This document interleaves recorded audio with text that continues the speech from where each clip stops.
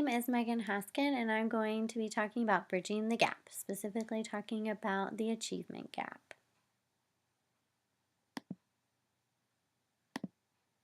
So, what is an achievement gap? Well, an achievement gap is the consistent underperformance of certain ethnic and racial groups compared to the dominant ethnic or racial group of that area or school in all academic areas, so thus creating a significant difference in academic performance between the two groups.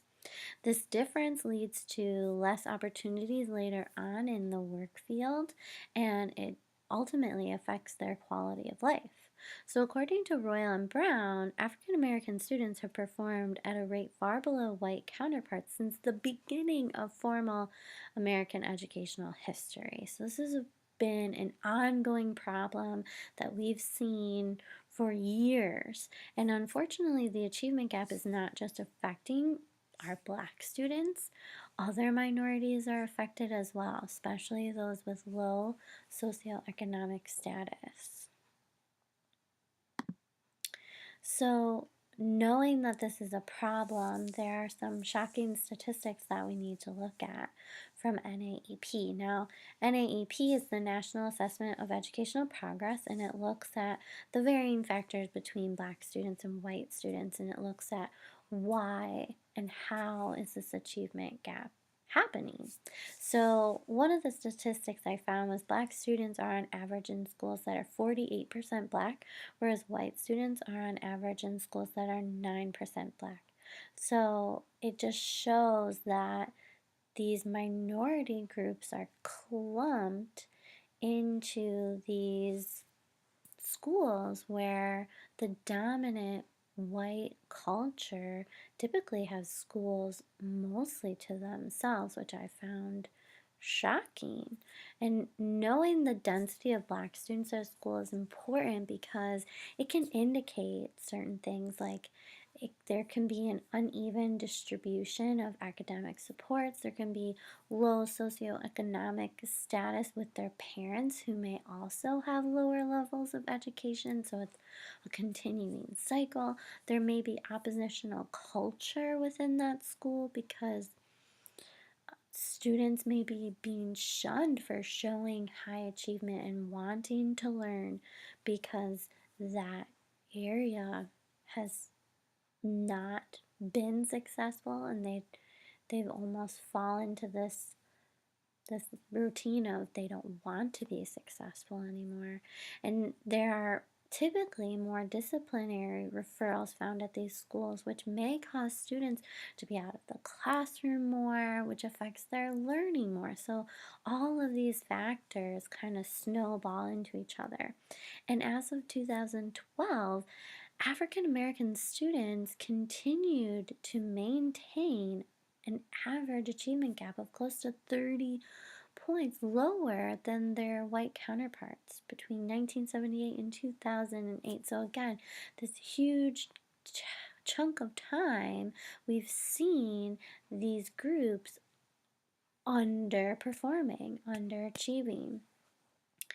And what I found interesting too was this picture. This is a picture that there's proof that the gap does exist. So the top green boxes show where white students performed, whereas the bottom light green boxes show where the Black students were performing. And the gray areas in between are kind of like a point system. So they can see like there is this gap of 25, 26 point difference within these scores.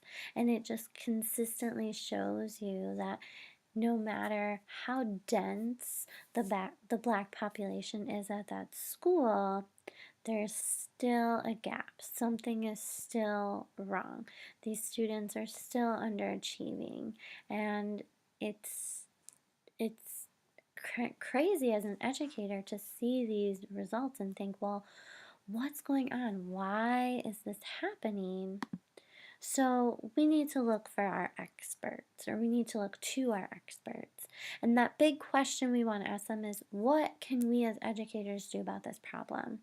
And so, what I've done is I've looked up interviews with principals that give insight to this problem and give possible solutions, things that they're doing that they're seeing in schools that are working towards closing this achievement gap. So I've seen interviews with Andy Beaton, which is a principal of Bloomington Kennedy High School, Keith Mays, which is a professor of African American and African Studies at the University of Minnesota. We have Jonathan Royal and Cassie Graham Brown, who both conducted a study and analyzed the perceptions of several different principals with campuses that had a substantial amount of African American students, and we get to see their perceptions of the achievement gap and how they plan to close that gap. So the following slides are a summary of their thoughts and their suggestions, and hopefully this will help us as educators close that gap.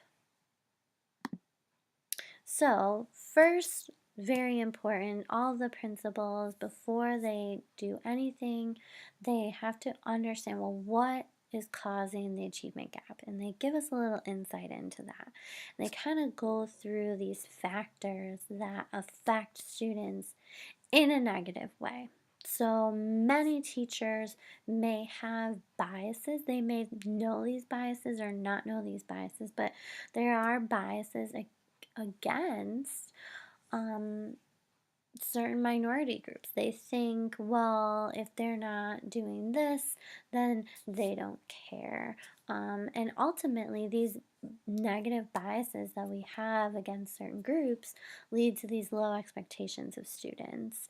And then not only are there teacher biases that are kind of creating and keeping this achievement gap going, but there's teacher inexperience, whether it's even lack of years teaching, but it's lack of credentials, it's lack of certification, it's lack of education. So they are lacking that professional development opportunity, they're lacking those certifications, they're lacking those qualifications.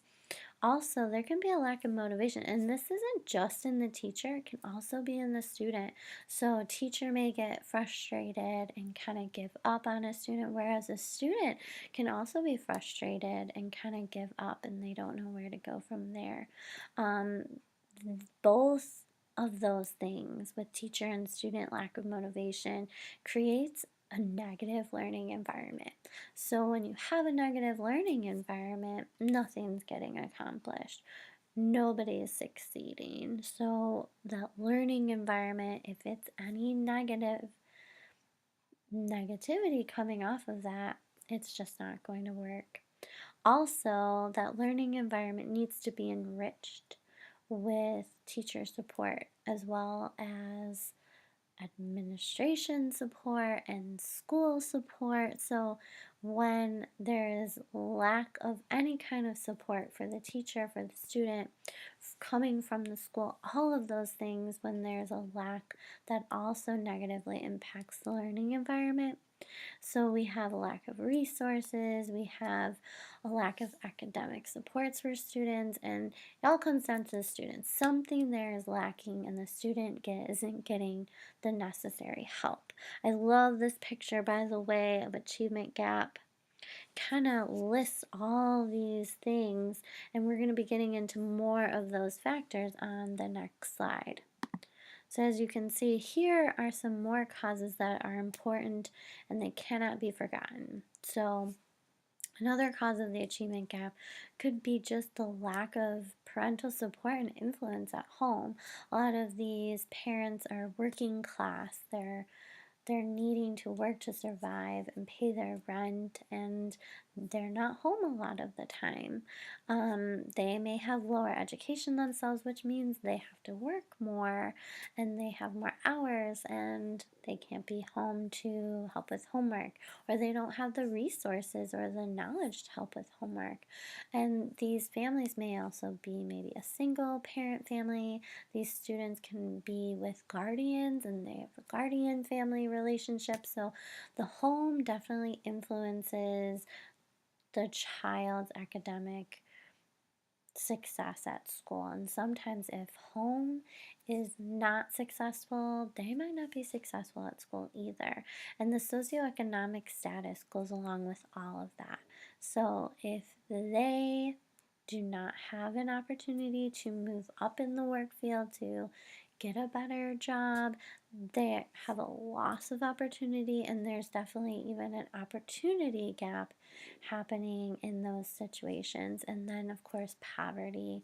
If a family is so in poverty, their education may not be a priority to them, which is going to keep them farther behind their peers and continue to widen that achievement gap.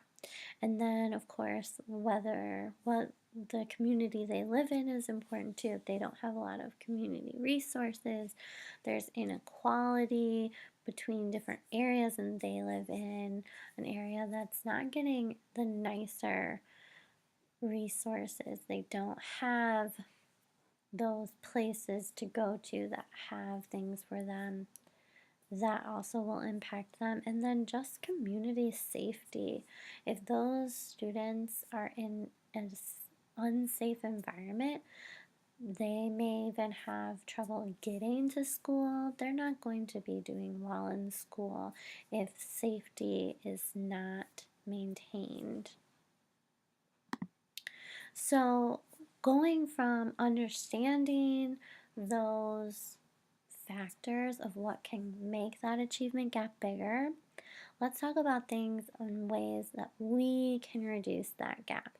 And one of the most important things in a child's academic success is the teacher. The teacher is going to be that first responder.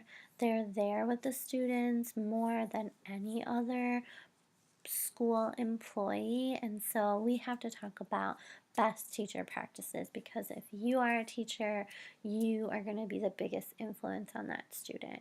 So number one, you have to realize that you have a responsibility to these kids. If they are already in a low socioeconomic status, or they're already in a minority group, they already have a lower chance due to this achievement gap. So we need to know that it's our responsibility to get these kids where they need to be. We need to close the gap. And so the first thing you need to do is you need to believe that all students can succeed. That's the only way that the gap will get smaller. So what we need to do as teachers is foster those powerful connections, those relationships. We need to improve the learning environment with a safe, accepting classroom climate. A lot of teachers do this by having morning meetings and getting to know their students really well, surveying them, talking to them, working with them. It's all about the relationship. If they don't trust you, they are not going to work with you. Another thing is to make sure that as you're teaching, if the students are not engaged, if the students don't care, you need to change your teaching. You need to get them to buy in. You have to reach the student. And if you're doing what you normally do and it's not working, you need to change it. It's all about reaching those individual students. So if you have a student who is not with you, make sure that you go to them. You get them to buy in. How can they see themselves in the content of what you're teaching? Is there a positive role model that you can put in there that they can connect with? And talking about that connection, we need to really connect with those students, to every student that comes in the classroom. So, really knowing your demographics and representing that in your curriculum. And your curriculum is always changing, it's always evolving to incorporate your students and to have them represented in what you're teaching. And just to make sure that as we're doing this, no matter what you're using as far as your content, we have to set higher expectations. And it's not that, oh, we set high expectations, you can't meet them, you fail. No, it's this is what I want you to know, this is what you can do, and let's get you there. And whether you have to have students change things, redo things, we need to work with them to meet those expectations. We don't want any more students failing. We have to really individualize, and we need to really differentiate. And a lot of ways that we can do that is incorporating technology. Technology is a really important resource, and it's only going to get more and more important as we move into more of this 21st century. The technology is always changing, but it's so great because it connects us to the world, it connects us to other classrooms, it connects us to other cultures, and it connects us to updated information. And that updated information is so important. These students have to know what's going on in the world around them, and they have to respond to that world. And so we need to make meaningful opportunities, and technology is a great way to do that, because you can literally have a conversation with someone in a whole other country, and you can tie in what you're teaching with pictures and videos. It's really great. So having those meaningful opportunities for students, having them work hands-on, showing them how they can use the skills that you're teaching later on in life, it's going to be so important. And so as a teacher, you need to really know the standards, and whatever content you're using, whatever thing you're working on, really it's just teaching skills through that content that you've chosen. So the information has to be relevant and the content has to be relevant, but really teaching the skills with anything you can use that makes your students engaged. So keeping politics out of your curriculum development and just giving students a choice. That's another way to engage them. They love to make choices, and they like to take ownership of their learning. And then, of course, collaborative groups. Collaborative groups gives them a way to do true learning, to experience with each other, to work on teamwork and conflict resolution, all of these skills that they're going to need later on in the work field. So, like I said, even though the teacher is the main support and that's the person in the classroom, they're on the front lines, the teacher cannot do it alone. The school plays a role, and the resources of that school are so important. So, number one, we need good school leadership. We need administration that is motivating for both teachers and students. We need administrators to be present. They need to be a part of the learning. They need to be a part of our classrooms. They need to be able to come in and out. They need to show the kids that this is important, and they need to show support for their teachers. If a teacher is struggling with something, administrators should be there to support them. And not only should they be supporting them in the classroom, but if we know that teachers with inexperience leads to more achievement gaps, then the administration needs to set up those PD opportunities and higher education opportunities for their staff, for their teachers, so that we can get these high qualified teachers working with the students. So it's all about school leadership, it's all about support, and it's all about having them there. And also, school leadership also goes along with curriculum. A lot of administrators pick curriculum. So when we're picking curriculum, it's important to have a flexible and adaptive curriculum that's going to be moving on as new information comes on. So it's not just buying textbooks anymore. Really, we're getting away from the textbooks, and we really need that technology, because curriculum, if it needs to be updated and relevant, then it's going to have to be with technology. And that's part of the resources. Schools need to provide adequate resources. As you can see on this picture, this is a great example of a classroom that's kind of set up for student success. It has those resources, it has those great collaborative group settings. Even I know a lot of schools are going towards flexible seating and having that student choice and making sure that students are comfortable as they're working and they're more engaged in what they're doing. So it's all about resources. And again, we do know that there are many schools that lack resources, so it's really making sure that schools have an even distribution of resources and that they can get help from where they need it. And so our areas need to be sharing with each other.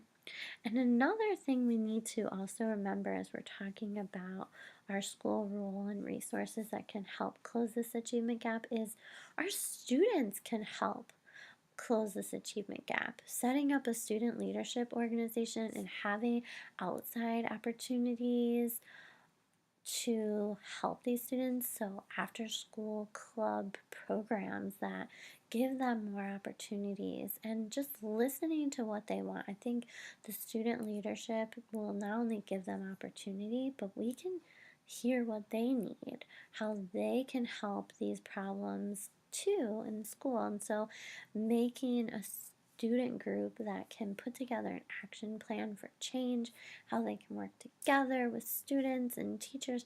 It's just a great combination when we can get everyone working together. And not only do we want everyone in school working together, but we cannot forget the outside influences. A student is not just a student at school.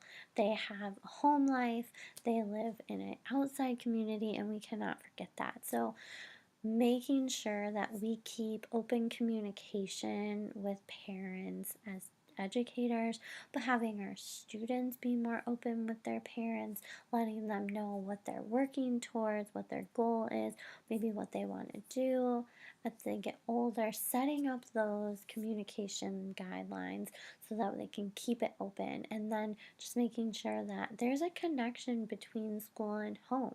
So, whether you're sending information home, whether you have programs for your parents to come in and learn, whether it's just having an easy way for parents to get in contact with teachers, it's all about opening those communication and opening those doors and making it two ways. And then really making sure that there's a supportive home environment.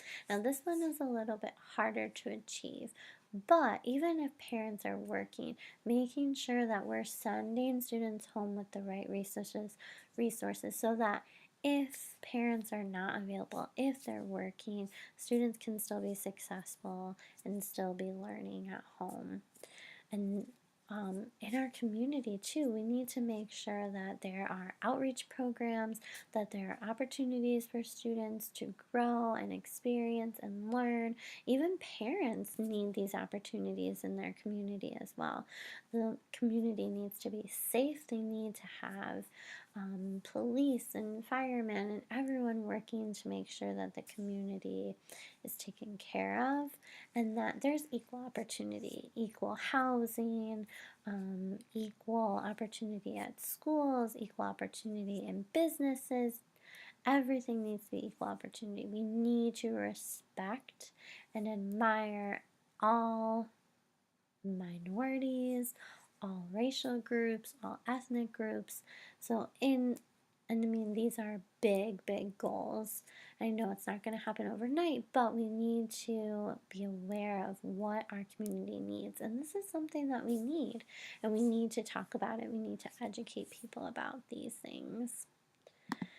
So, I wanted to show you one last picture that I think is really meaningful after all of the characteristics I just talked about school and teachers and administrators, students and families and community. Once they can all work together and once they can really work on what does each child need to be successful, then the achievement gap does actually reduce.